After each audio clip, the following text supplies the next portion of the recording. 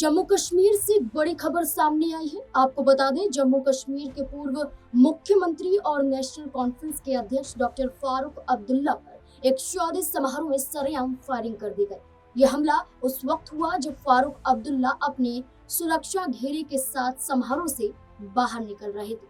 गनीमत ये रही कि गोली उन्हें छू कर निकल गई और सुरक्षा कर्मियों ने मुस्तैदी दिखाते हुए हमलावर को मौके पर ही दबोच लिया।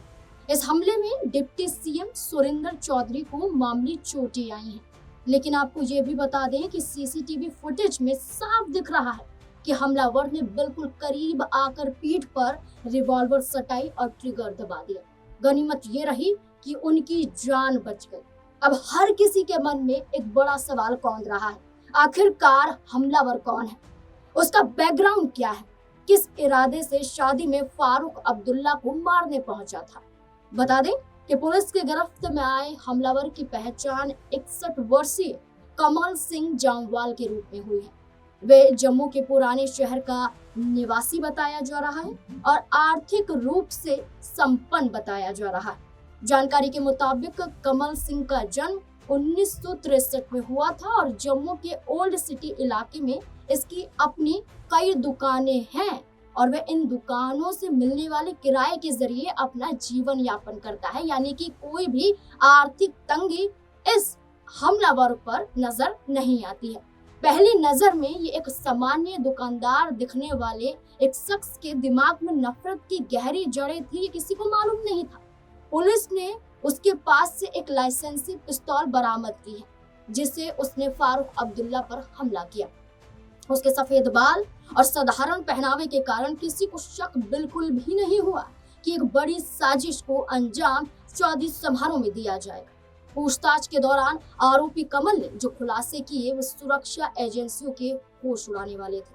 सूत्रों के मुताबिक कमल ने पुलिस को बताया कि वे पिछले 20 सालों से फारूक अब्दुल्ला की हत्या करने की योजना बना रहा था।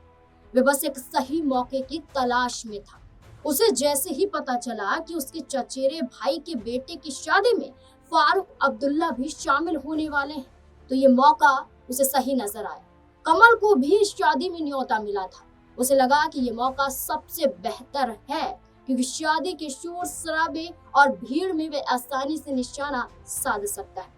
उसने अपनी लाइसेंसी पिस्तौल साथ रखी थी और जैसे ही डॉक्टर साहब इस शादी समारोह से बाहर निकलने वाले थे, वैसे ही वो उनके पीछे आकर खड़ा हो जाता है और हमला करता है। आपको बता दें कि फारूक अब्दुल्ला को एनएसजी और Z+ श्रेणी की सुरक्षा प्राप्त है, फिर भी एक हथियारबंद शख्स उनके इतने करीब पहुंच जाता है, जिसके बाद सवाल उठ रहे हैं कि आखिरकार कैसे। इतना ही नहीं, मुख्यमंत्री उमर अब्दुल्ला ने इस पर गंभीर सवाल उठाए। उन्होंने इसे एक सोची समझी साजिश करार दिया है। चश्मदीद विधायक एजाज अहमद जान ने बताया कि हमलावर बहुत तेजी से दौड़ते हुए आया और डॉक्टर साहब की पीठ पर रिवॉल्वर रख दी। ये सुरक्षा में एक भारी चूक थी कि एक लोडेड हथियार शादी समारोह के भीतर तक पहुंचकर एक सुरक्षा कर्मी उसे तुरंत जमीन पर पटक कर पिस्तौल ना छीनता तो परिणाम बेहद डरावने हो सकते थे। फिलहाल पुलिस इस बात की जांच कर रही है कि क्या कमल सिंह किसी संगठन से जुड़ा हुआ तो नहीं है या वह अकेले ही इस नफरत को पाल रहा था। अब इस हमले के बाद जम्मू कश्मीर में एक बड़ा विवाद खड़ा हो गया है कि आखिरकार इसके पीछे कौन। Z+ सिक्योरिटी के बावजूद भी हमलावर इतने करीब कैसे पहुंचा।